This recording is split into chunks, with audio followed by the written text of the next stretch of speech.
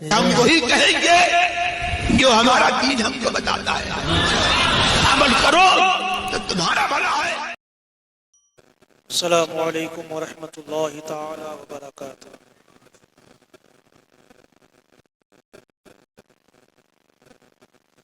نحمده ونصلي ونسلم على رسوله الكريم، اما بعد فاعوذ بالله من الشيطان الرجيم، ان الله وملائكته يصلون على النبي يا ايها الذين امنوا صلوا عليه وسلموا تسليما، اللهم صل على سيدنا شفيعنا حبيبنا مولانا محمد معد الجود والكرم وآله الكرام وابنه الكريم وبارك وسلم صلاة وسلام عليك يا سيدي يا رسول الله صلى الله تعالى عليك وسلم۔ برادران ملت اسلامیہ، بخاری شریف کی حدیث پاک، حدیث شریف کا نمبر 170 ہے، جس میں امام بخاری رضی اللہ تعالیٰ نے حضرت انس رضی اللہ تعالیٰ عنہ سے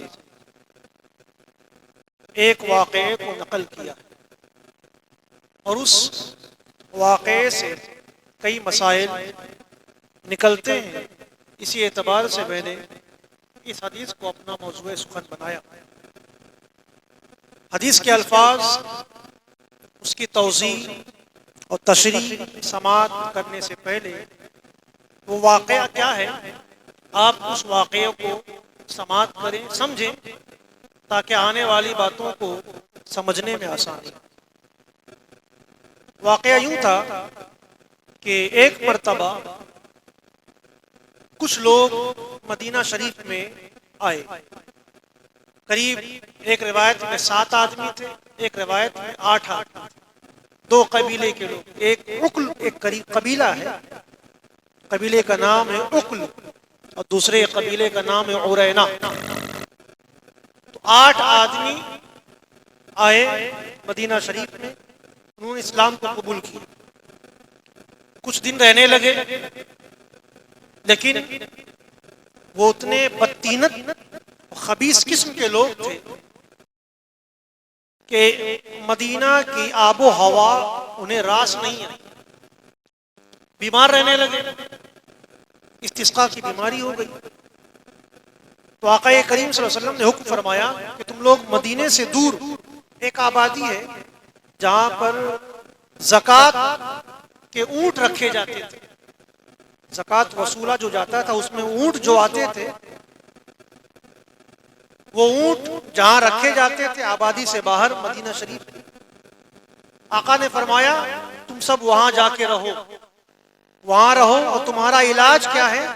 اس بیماری کا علاج یہ ہے کہ وہاں کی اونٹنیوں کا دودھ پیو، ان کا پیشاب پیو، اونٹنیوں کا دودھ اور پیشاب یہی پیو، یہی تمہارا علاج ہے۔ گئے، رہنے لگے، کچھ دنوں کے بعد انہیں شفا مل گئی، صحت یاب ہو گئے، وہی دودھ اور اونٹنی کا پیشاب پی پی کر جب صحت یاب ہو گئے تو جو خبیث لوگ تھے ان کے ذات میں ہی خباثت بھری ہوئی تھی۔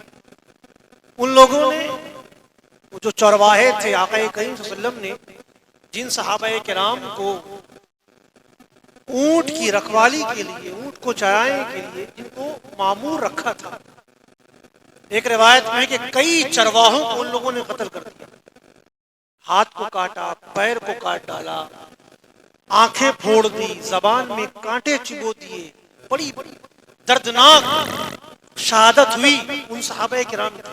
ان لوگوں نے شہید کیا، اور شہید بھی کیا، ایک اونٹ کو ذبح کر کے کھا بھی گئے، اور جتنے اونٹ اور اونٹنیاں تھیں سب کو ہاتھ کر لے کر بھاگ گئے۔ تو ہر رات وہاں سے آقا کریم صلی اللہ علیہ وسلم کی بارگاہ میں اونٹنی کا دودھ پیش کیا جاتا تھا۔ تو اتفاق سے اس رات آقا کریم صلی اللہ علیہ وسلم کی بارگاہ میں اونٹنی کا دودھ ہی نہیں آیا۔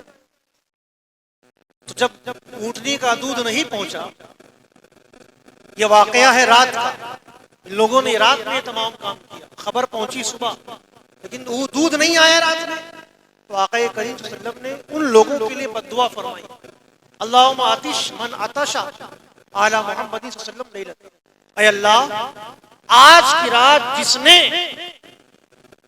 میری آل کو پیاسا رکھا تو بھی اسے پیاسا رکھا، یہ بد دعا فرمائی۔ بعد میں صبح تڑکے یہ خبر پہنچی کہ حضور ایسا ایسا واقعہ ہو چکا ہے، آقا کریم صلی اللہ علیہ وسلم نے ان کے پیچھے لوگوں کو بھیجا، جاؤ پکڑ کر لے کر۔ وہ لوگ اپنی منزل تک پہنچ چکے تھے، یہاں صحابہ کرام قریب 20 سواروں کا ایک دستہ چھوٹا سا گیا، وہ دستہ ان لوگوں کو پکڑ کر لے کر آئے تو آقا کریم صلی اللہ علیہ وسلم نے فرمایا اب ان کے بھی ہاتھ کاٹ ڈالو، ان کے بھی ہاتھ کاٹے گئے، پیر کاٹے گئے، آنکھوں میں گرم گرم سلائیاں پھرائی گئیں، اندھے کر دیے گئے، اور ہاتھ پیر کاٹ کے اندھا کر کے مدینے کے باہر جو پتھریلی زمین تھی، جھلستی ہوئی دھوپ میں ان کو چھوڑ دیا گیا، جھلسا دینے والی دھوپ تھی، شدت کی گرمی تھی، اور اتنی گرمی کہ یہ پیاس پیاس کرتے رہے کہ پانی دو، لیکن کسی نے پانی نہیں دیا، اتنی تکلیف ان کو ہوتی تھی کہ یہ اپنے دانتوں سے زمین کو کھودتے تھے، اسی طرح کرتے کرتے مر گئے اور جہنم میں پہنچے۔ یہ پورا واقعہ ہے۔ امام بخاری رحمۃ اللہ تعالی علیہ نے اس واقعے کو یہاں کیوں نقل کیا، اب اس کو سمجھو، اس سے مسئلے کون کون سے نکلتے ہیں وہ مسائل بھی سمجھ۔ سب سے پہلے حدیث پاک کے متن کو سماعت فرمائیں۔ ان انس رضی اللہ تعالی عنہ قال، حضرت انس رضی اللہ تعالی فرماتے ہیں کہ قدیم اناس من عقل عرینا، کہ عقل اور یا عرینا کے کچھ لوگ مدینہ آئے، فاستووا المدینہ، مدینے کی آب و ہوا انہیں راس نہیں آئی، فامرهم النبی صلی اللہ علیہ وسلم بلقاح، جب ان کو مدینے کی ہوا راس نہیں ہے تو آقا نے فرمایا جاؤ جہاں پر زکوٰۃ کے اونٹ اور اونٹنیاں رکھے جاتے ہیں وہیں چلے جاؤ، وہاں یشربوا من ابوالها والبانها، جاؤ ان کے پیشاب پیو اور ان کے دودھ، یا آقا نے ارشاد فرمایا ان کے پیشاب بھی پیو، ان کے دودھ بھی پیو۔ پھر وہ لوگ گئے، فانطلقوا فلما صاحوا قتلوا راعی النبی صلی اللہ علیہ وسلم، گئے ان لوگوں نے پیا، صحتیاب ہو گئے تو چرواہوں کو، نبی کے چرواہوں کو قتل کر دیا، شہید کر دیا، واستاقوا النعام، جتنے اونٹ اور اونٹنیاں تھے سب پکا لے گئے۔ فجاء الخبر فی اول النہار، یہ خبر صبح تڑکے حضور تک پہنچی، فبعث فی آثارہ، حضور نے ان کا تعاقب کروایا، جاؤ پکڑ کر لے کر آؤ، فلما ارتفع النہار جیء بہ، جب دن چڑھ آیا تو دن چڑھتے چڑھتے ہی ان لوگوں کو پکڑ کر لے کر بھی آئے، فامر فقطع ایدیہم وارجلہم وسمرت اعینہم، حضور نے حکم فرمایا کہ ان کے ہاتھ کاٹ ڈالو، ہاتھ کاٹے گئے، پیر کاٹے گئے، آنکھوں میں سلائیاں پھرائی گئیں، والخلف فی الحرۃ، اور جھلستی ہوئی دھوپ پہ چھوڑ دیا گیا، یستسقون ولا یسقون، پانی مانگتے تھے لیکن پانی نہیں دیا جاتا تھا، اسی طرح مر گئے۔ یہ حدیث پاک کے الفاظ تھے جو میں نے آپ تک پہنچایا۔ اب مسئلہ کیا ہے، مسئلہ کیا نکلتا ہے؟ امام مالک رحمۃ اللہ تعالی علیہ جو مذہب مالکی کے امام ہیں، وہ فرماتے ہیں کہ حلال جانوروں کا پیشاب پاک ہے، حدیث پاک میں میرے آقا نے فرمایا جاؤ پیشاب پیو، دودھ پیو، تو امام مالک رحمۃ اللہ تعالی علیہ اس حدیث پاک سے یہ مسئلہ نکال رہے ہیں کہ حلال جانوروں کا، جن جانوروں کو کھانا حلال ہے ان کا پیشاب پاک ہے، اور یہی بات امام محمد رحمۃ اللہ تعالی علیہ بھی کہتے ہیں کہ حلال جانوروں کا پیشاب دوا کے طور پر استعمال کرنا یہ جائز ہے۔ امام محمد فرماتے ہیں. لیکن ہم تو حنفی ہیں نا, امام اعظم ابو حنیفہ رحمۃ اللہ تعالیٰ علیہ کے ماننے والے ہیں نا. امام اعظم ابو حنیفہ رحمۃ اللہ تعالیٰ علیہ جب اور جمہور علماء کا متفقہ فیصلہ ہے کہ جس طرح حرام جانوروں کا پیشاب ناپاک ہے, اسی طریقے سے حلال جانوروں کا پیشاب بھی ناپاک. اب حنفیوں کے نزدیک یہی ہے کہ جس طرح حرام جانوروں کا پیشاب ناپاک, اس سے بچنا واجب, اس کو پینا حرام, اس کا استعمال کرنا ناجائز و حرام. اسی طریقے سے حلال جانوروں کا پیشاب بھی استعمال کرنا کسی بھی عذر کی بنیاد پر, کسی بھی لیے یہ ناجائز و حرام. لیکن آقا کریم صلی اللہ علیہ وسلم نے حکم تو دیا نا ان کو پیشاب پیو. کیوں دیا؟ تو محدثین فرماتے ہیں بات یہ ہے کہ آقا کریم صلی اللہ علیہ وسلم کو اللہ نے علم غیب عطا فرمایا تھا, ہر چیز کا علم عطا فرمایا تھا. آپ کو پتا تھا یہ آئے ہیں ایمان لانے کے لیے, لیکن یہ اپنے ایمان پر قائم نہیں رہیں گے, یہ مرتد ہو جائیں گے, یہ کافر ہو جائیں گے. ایمان لانے کے بعد اسلام سے پھر جائیں گے, مرتد ہو جائیں گے. میرے آقا کو پتا تھا, اسے فرمایا جاؤ جب تمہارا ایمانی سلامت نہیں ہے جاؤ پیشابی پیو, تمہارے لیے وہی تھا. جب تمہارا ایمان ہی سلامت نہیں رہے گا تو جاؤ تم پیشابی پیو. آج بھی بہت ہیں ملیں گے آپ کو جن کا ایمان سلامت نہیں, جو ایمان والے نہیں وہی پیشاب پیتے. آقا کو پتا تھا ایمان پر یہ قائم نہیں رہیں گے, جاؤ پیشابی پیو, تم اسی لائق ہو.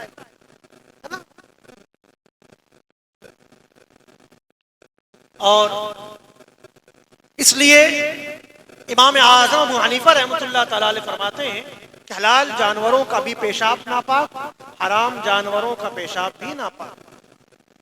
کیوں ناپاک؟ وجہ کیا؟ حدیث پاک میں نے شاید 2 ہفتہ پہلے اس پر پوری بحث کی تھی, پیشاب کے پاک اور ناپاک ہونے پر. حدیث پاک میں ہے کہ آقا ارشاد فرماتے استنزہوا من البول, پیشاب سے بچو, اس کے شیٹ سے بھی بچو. فإن عامۃ عذاب القبر, اس لیے کہ عذاب قبر عام طور پر اسی پیشاب سے نہ بچنے کی بنیاد پر ہوتا. تو اس حدیث پاک میں آقا نے فرمایا استنزہوا, بچو. تو یہ فعل امر ہے, حکم دیا نا. اور فعل امر جو ہوتا ہے وجوب کے لیے ہوتا ہے, یعنی اس چیز کو واجب کر دیتا ہے, اس چیز کو واجب کر دیتا. پیشاب سے بچنا آقا نے ارشاد فرمایا بچو, تو یہ ہمارے لیے واجب ہے کہ ہم بچیں. حضور نے واجب کیوں کہا؟ اسی لیے کہا کہ یہ ناپاک ہے اور ناپاک چیزوں سے بچنے کا حکم دیا گیا. تو امام اعظم فرماتے ہیں کہ آقا کی حدیث پاک ہے پیشاب ناپاک ہے, تو چاہے وہ حرام جانور ہو کہ حلال جانور ہو, آقا نے تو نہیں فرمایا کہ صرف حرام جانور کے پیشاب سے بچو, مطلق فرمایا نا کہ پیشاب سے بچو. تو وہ چاہے حرام جانوروں کا پیشاب ہو چاہے حلال جانوروں کا پیشاب ہو, یہ ناجائز. اور کیا مسئلہ نکلتا ہے؟ فرماتے ہیں دواعن بھی پیشاب کا استعمال جائز ہے, یعنی پیشاب یا کوئی نجس یا حرام چیز, کوئی دوا اگر استعمال کر رہا ہے, دوا کے طور پر اس چیز کو استعمال کر رہا ہے, کوئی حرام چیز استعمال کر رہا ہے, یا گندی چیز استعمال کر رہا ہے, یا پیشاب استعمال کر رہا ہے, یا دوے میں ڈال کر ان چیزوں کو استعمال کر رہا ہے, تو دوا کے طور پر بھی ان چیزوں کو پیشاب یا نجس چیز یا حرام چیزوں کا استعمال کرنا یہ ناجائز ہو رہا ہے. یہ ناجائز ہو حرام, دوا کے طور پر استعمال نہیں کر سکتے. اب دوا کے طور پر استعمال نہیں کر سکتے تو ایک مسئلہ آ گیا جیلیٹن کا, مسئلہ آیا جیلیٹن کا. تو جیلیٹن جن دواؤں میں پائی جائے تو کیا وہ دوا استعمال نہ کرے؟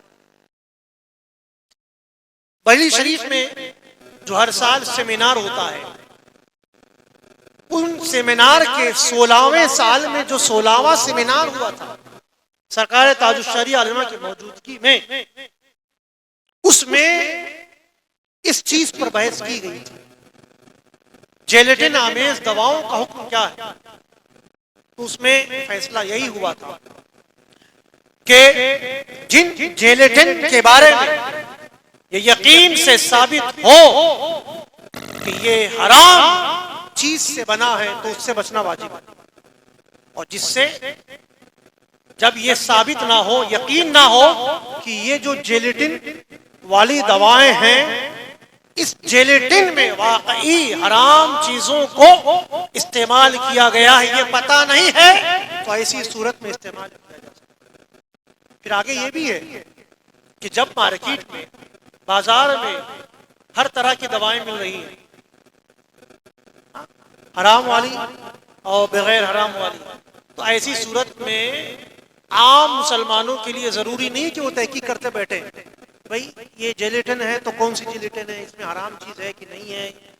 اگر ایسا معاملہ ہے مارکیٹ میں تمام دوائیں اویلیبل ہیں، دستیاب ہیں، فرماتے ہیں کہ عام لوگوں کے لیے ضروری نہیں، لیکن تحقیق کر لینا بہتر ہے، لیکن اگر تحقیق نہ بھی کریں تب بھی وہ اس کا استعمال کر سکتے ہیں۔ چلیے وہ بات ہو گئی۔ فرماتے ہیں کہ پیشاب یا نجس چیز یا حرام چیز کا ڈائریکٹلی استعمال کرنا یا ان چیزوں کو کسی چیز میں ڈال کر پھر اس کو دوا کے طور پر استعمال کرنا یہ ناجائز ہوا ہے۔ حدیث پاک بھی ہے کہ ان اللہ لم یجعل شفاءکم فی حرام،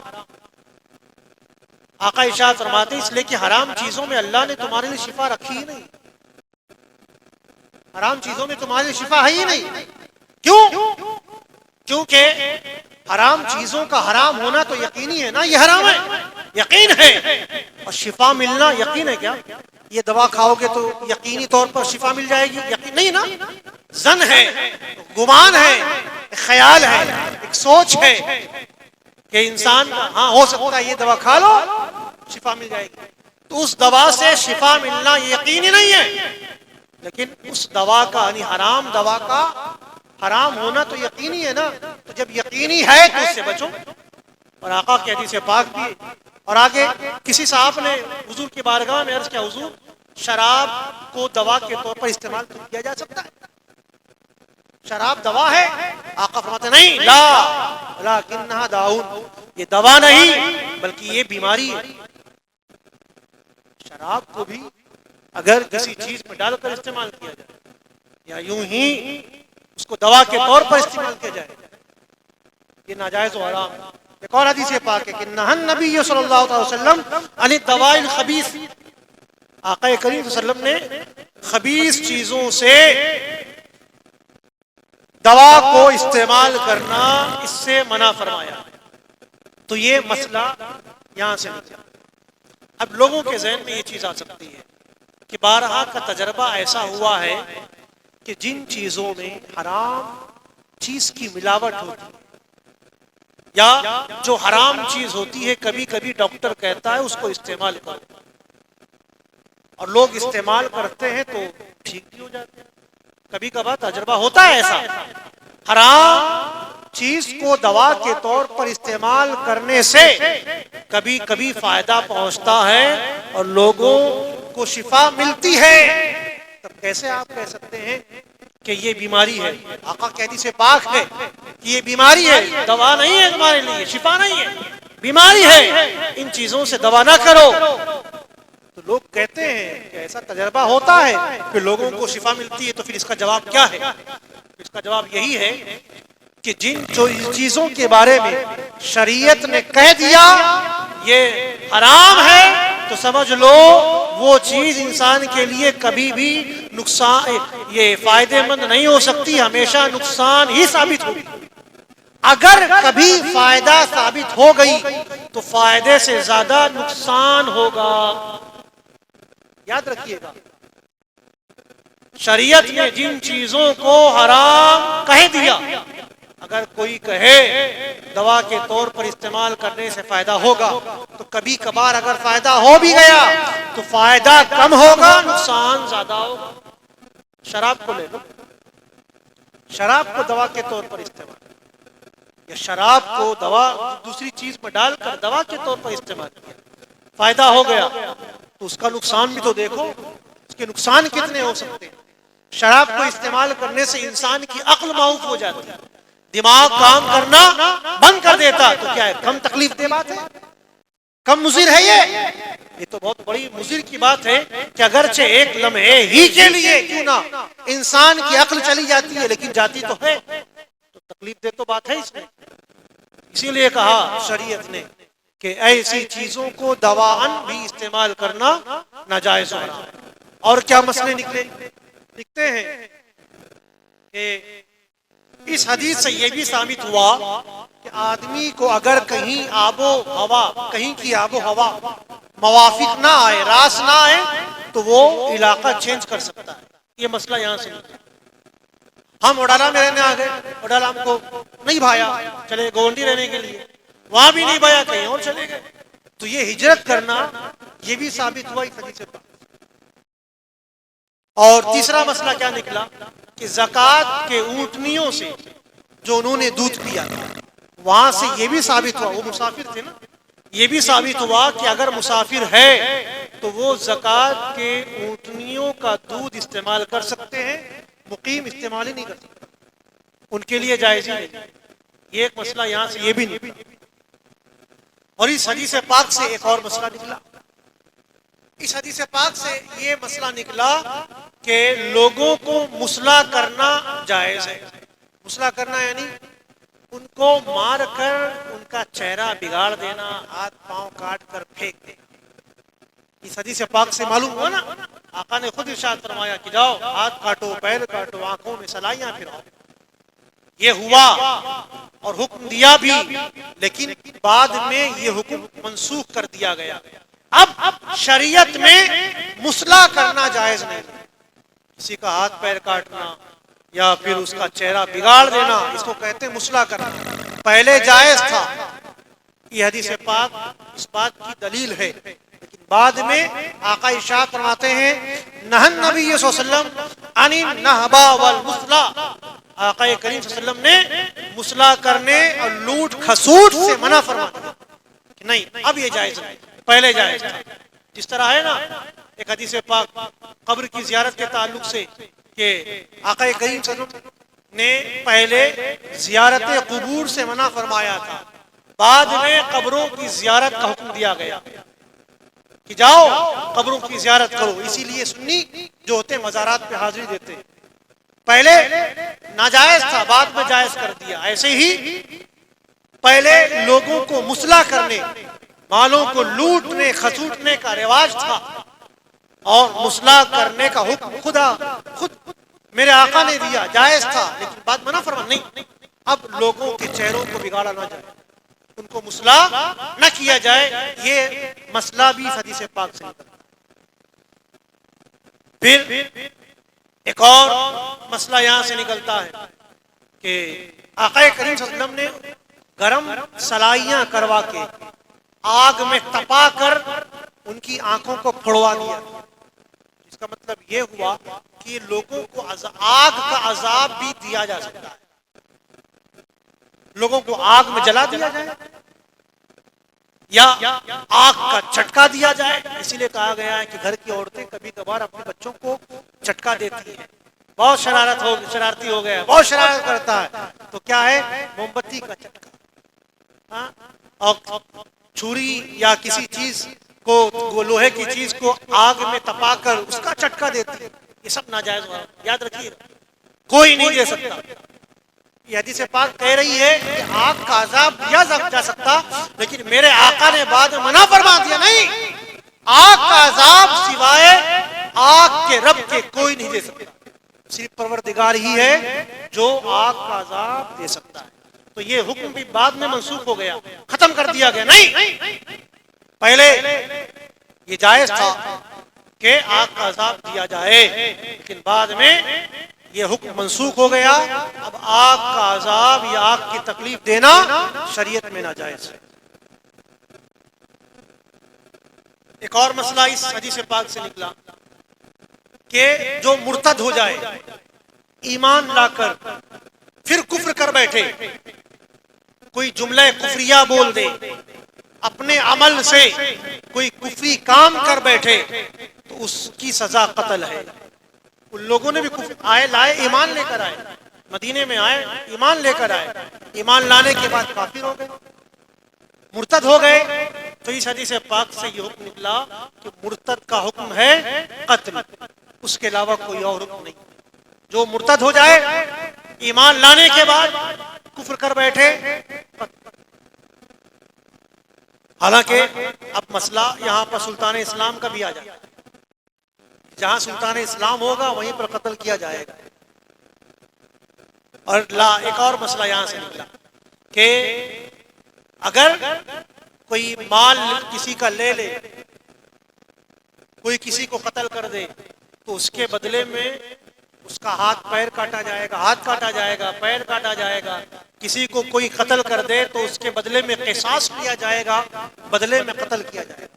یہ تمام مسائل اس حدیث پاک سے نکلے جو میں نے آپ کے سامنے رکھے۔ یہ اتنی دردناک سزا جو ان کو دی گئی، کیوں دی گئی جانتے ہیں؟ تو صحابہ فرماتے ہیں 4 وجہ سے، 4 سخت جرم انہوں نے کیا تھا۔ ان 4 سخت جرائم کی بنیاد پر ان کو یہ سخت سزا دی گئی۔ کیا؟ فقال ابو قلابہ هؤلاء سرقوا وقتلوا وكفروا بعد ایمانهم وحاربوا الله ورسوله۔ صحابہ فرماتے ہیں 4 سخت جرائم یہ تھے کہ انہوں نے چوری کیا، ڈاکہ ڈالا، اس کا بدلہ بھی ہاتھ کاٹنا یا پیر کاٹنا، وقتلوا، اور دوسرا جرم انہوں نے قتل کر دیا چرواہے کو، نبی کے چرواہے کو، تیسرا جرم یہ ایمان لانے کے بعد کافر ہو، اور چوتھا جرم یہ تھا کہ اللہ اس کے رسول سے انہوں نے لڑائیاں مول لے لی، لڑائیاں لڑی، اللہ اس کے رسول کے حکم کے خلاف گئے، اللہ اس کے رسول کی شریعت کے خلاف انہوں نے کام کیا۔ یہ 4 سخت جرم انہوں نے کیا تھا۔ تو ان 4 سخت جرم کے مقابلے میں یہ جو ان کو قتل کیا گیا، یہ تو کوئی معمولی سزا ہے۔ اس سے بڑھ کر بھی کوئی سزا ہو سکتی تھی تو وہ سزا ان کو دی جاتی، لیکن قتل سے بڑھ کر کوئی سزا، ان کا جرم قتل سے بڑھ کر تھا۔ چوری بھی کیا، ڈاکہ بھی ڈالا، قتل بھی کیا، اور اس سے بڑا جرم کے ایمان لانے کے بعد، یہ بہت بڑا جرم ہے کہ ایمان لانے کے بعد آدمی کافر ہو جائے۔ ہاں، ایمان لانے کے بعد آدمی کیسے کافر ہوتا ہے؟ نبی کی شان میں گستاخی کر دے کافر ہو جائے، اللہ اس کے رسول کی شان میں توہین کر دے کافر ہو گیا، فرائض سے خداوندی کا انکار کر دے کافر ہو گیا، جو عقائد، جو ابتدائی عقائد ہیں، ضروریات دین کا انکار کر دے کافر ہو جائے گا۔ یہاں تک کہ کوئی اگر فرشتوں کا انکار کر دے تو کافر ہو جائے گا، جنت اور دوزخ کا انکار کر دے تو کافر ہو جائے گا۔ جنت اور دوزخ ایک ایسی چیز ہے، اس کا انکار کرتے آدمی تو کافر ہو جائے گا۔ تو جس رسول کے صدقے جنت اور دوزخ کو بنایا گیا، اس رسول کی ذات، ان کے علم، ان کے اختیار کا کوئی اگر انکار کرے تو کیا کافر نہیں ہوگا؟ جنت اور دوزخ کا انکار کرنے پر، فرشتوں کو اللہ نے جس رسول کے صدقے پیدا کیا، ان فرشتوں کا انکار کرنے پر آدمی کافر ہو جاتا ہے، تو بتاؤ اس رسول کا انکار کرنے پر ان کے اختیار و علم غیب اور دوسرے کمال کا انکار کرنے پر کیا آدمی کافر نہیں ہوگا؟ جب کافر ہوگا تو مرتد ہوا، مرتد کی یہی سزا ہے جو اسلام نے بتائی ہے۔ لیکن پھر بھی آج ہم ایسے کافروں کے ساتھ اٹھتے ہیں، بیٹھتے ہیں، رشتہ داریاں کرتے ہیں، چائے پیتے ہیں، عام انسان تو عام انسان، مولوی تک کرتے ہیں، پھر ایک مولوی کو دیکھ کر پوری قوم پیچھے چلی جاتی ہے۔ کس نے آپ کو اجازت دی ہے ان کے ساتھ تعلق رکھنے کی؟ کس نے آپ کو اجازت دی ہے رشتہ داریاں کرنے کی؟ کس نے آپ کو حکم دیا کہ جاؤ چائے پیو؟ کہتے ہو مولوی صاحب لوگ تو صرف یہی بتاتے رہتے ہیں. ارے بھائی ہم اپنے جیب سے نہیں بتاتے نا, جو نبی کی حدیث ہے, جو شریعت ہے, وہی بتاتے ہیں. سخت حکم ہے اس کا, لیکن ہم نے اور آپ نے اس کا مذاق اڑا دیا ہے شریعت کا. کچھ اس کو سمجھا ہی نہیں ہے. ارتداد کو کچھ سمجھا ہی نہیں ہے. مرتد کا حکم اتنا سخت ہے, اس کے باوجود اور پھر کہتے ہو اتحاد کر لو, اتحاد کر لو. کیسے اتحاد کر لیا جائے ان کے ساتھ؟ اتحاد مومن اور مومن میں ہوتا ہے, مومن اور کافر میں نہیں ہوتا. اسلام اور اسلام کے ماننے والوں میں ہوتا ہے. اسلام اور کفر میں کبھی اتحاد نہیں ہوا ہے. جب سے آدم علیہ السلام پیدا ہوئے, نہ آدم علیہ السلام اور شیطان میں اتحاد ہو سکا, نہ قیامت تک ہو سکے. اتحاد کی بات ان سے کرو جو مومن ہو, اتحاد کی بات ان سے کرو جو مسلم ہو. جو کافر ہو چکے ہیں, جو کفر لگ کر ایمان کے بعد کفر کر بیٹھے ہیں, ان کے ساتھ اتحاد کبھی نہیں ہو سکتا. یہ شریعت کا فیصلہ ہے.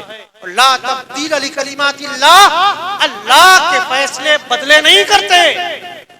لوگوں کے فیصلے بدل جاتے ہیں, اب بدلنے پڑتے ہیں, لیکن پروردگار نے جو فیصلہ کر دیا, جو حکم نافذ فرما دیا, وہ قیامت تک وہ حکم رہے گا. تو اگرچہ تم اپنی طبیعت کے مطابق کچھ بھی کر لو, حکم نہیں بدلے گا. لوگ کہتے ہیں کہ دیکھو آج اگر ہم اتحاد ان سے نہیں کریں گے تو ہمارا جینا دوبر ہو جائے گا. کیسے جینا دوبر ہو جائے گا؟ اتحاد کرنا ہے تو بامبے کی سرزمین میں قریب 80-85% سنی ہیں, ان میں اتحاد کرو نا, ان میں اتحاد کرو. ضروری ہے انہی کے ساتھ اتحاد کرنا. وہ 10% 15% نہیں ہے, ان کو لے کر تم اتحاد کرو. اتحاد کرو اپنے بھائیوں میں, اتحاد کرو اپنے مومنوں میں, جو سنی صحیح العقیدہ ہو ان میں اتحاد کرو. لیکن آج ہم اپنے بھائیوں کے ساتھ ہی اختلاف پر بیٹھے ہوئے, بھائیوں کے ساتھ اختلاف کر رہے ہیں, وہاں اعلان کرتے ہیں اتحاد کرو, اتحاد کرو ان کے ساتھ. جو سگا بھائی سنی ہے, صحیح العقیدہ ہے, ہم نے اس کے ساتھ اختلاف کر لیا. والدین سنی ہیں, ہم نے اختلاف کر لیا. رشتہ دار ہمارے سنی ہیں, ہم نے اختلاف کر لیا. اور جو ڈیرا پیٹ رہے ہیں ان بد مذہبوں سے کہ چلو ان بد مذہبوں کے ساتھ اتفاق کر لیا جائے. عجیب رویش. ایک جگہ گوبر کھا رہے ہو اور کہتے ہو کہ یہ پاخانہ کو چھوڑ دو. عجیب فلسفہ ہے تمہارا, سمجھ میں بات نہیں آتی. پیشاب کو پیو گے اور کہو کہ شراب حرام ہے. ارے بھائی جہاں شراب حرام وہیں پیشاب بھی تو حرام ہے, جہاں پاخانہ حرام وہیں پر گوبر بھی تو حرام ہے. کیا دونوں میں سے کسی ایک کا کھانا جائز ہو گیا؟ تو جب اپنوں سے اختلاف کر کے غیروں سے اتفاق کیوں کر رہے ہو؟ پہلے اپنوں میں اتفاق پیدا کرو, اتحاد اپنوں میں پیدا کرو. اتحاد اپنوں میں ہو سکے گا, غیروں سے کبھی نہیں ہو سکتا. ورنہ قرآن پہلے کہہ دیتا کہ ہاں جب ایسا کوئی موڑ آ جائے اتحاد کر لو, اتحاد کر لو. پہلے کا زمانہ دیکھو, جب اسلام شروع میں آیا تھا 40 لوگ تھے, آج 40 کروڑ سے زیادہ پوری دنیا میں آبادی ہے, اس کی ڈبل ہے. 1 ارب سے زیادہ مسلم آبادی پوری دنیا میں آج ہے, صرف 40 لوگ تھے. اس ٹائم زیادہ ضروری تھا اتفاق اور اتحاد کرنا لوگوں سے, یا آج زیادہ ضروری ہے؟ پہلے زیادہ ضروری تھا نا, صرف 40 لوگ تھے. ان کو چاہیے تھا کہ اتفاق کر لیتے, ٹھیک ہے بھائی ہم کھلے عام نماز کا اعلان کریں. لیکن نہیں, انہوں نے کبھی بھی کافروں سے اتفاق نہ کیا, اتحاد نہ کیا. ہمارے فاروق اعظم نے اسلام قبول کیا, یا آقا کیا ہم حق پر نہیں ہیں اور یہ کافر باطل پر نہیں ہے؟ ٹھیک ہے ہم حق پر ہیں, یہ کافر باطل پر ہیں, تو پھر کیوں چپ کر نماز پڑھتے ہیں؟ چلو اعلان نماز پڑھو. 40 لوگ تھے, چلے گئے, بھلے مار کھایا, ظلم کو برداشت کیا, لیکن ان کافروں سے کبھی اتفاق نہیں کیا. 40 ہو کر آج ہم 40 کروڑ نہیں ٹرپل ہیں, پھر بھی کہتے ہیں کافر کیا بد مذہب, جو کافروں سے بدتر جن کو قرآن نے کہا, ایسے مرتدوں سے ہم چلے ہیں اتفاق کرنے کے.